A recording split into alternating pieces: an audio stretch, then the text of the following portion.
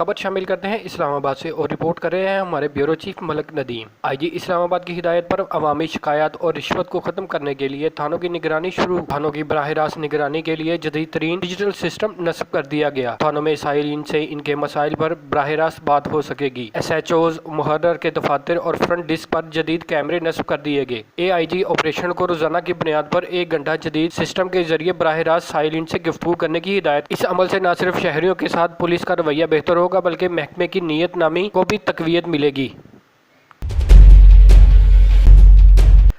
خبر شامل کرتے ہیں اسلام آباد سے اور رپورٹ کر رہے ہیں ہمارے بیورو چیف ملک ندیم۔ راولپنڈی غفلت اور لاپرواہی سے ٹریفک حادثے کا باعث بننے والا قاتل ڈرائیور گرفتار۔ گزشتہ روز ٹریفک حادثے میں راولپنڈی پولیس کے انسپکٹر رفاقت حسین جاں بحق ہو گئے تھے۔ واقعے کی اطلاع ملتے ہی سینئر پولیس افسر موقع پر پہنچ گئے۔ ملزم دل جان بغیر لائسنس کے ٹریکٹر چلا رہا تھا۔ انسپکٹر رفاقت حسین کی نماز جنازہ ان کے آبائی علاقے میں ادا کر دی گئی۔ نماز جنازہ میں پولیس افسران سمیت اہل علاقہ کی کثیر تعداد نے شرکت کی اور درجات کی بلندی کے لیے دعا کی۔ سی سی پی او محمد احسن یونس کا کہنا ہے کہ انسپکٹر رفاقت ایک محنتی اور قابل پولیس افسر تھے جن کی محکمے کے لیے خدمات کو ہمیشہ یاد رکھا جائے گا۔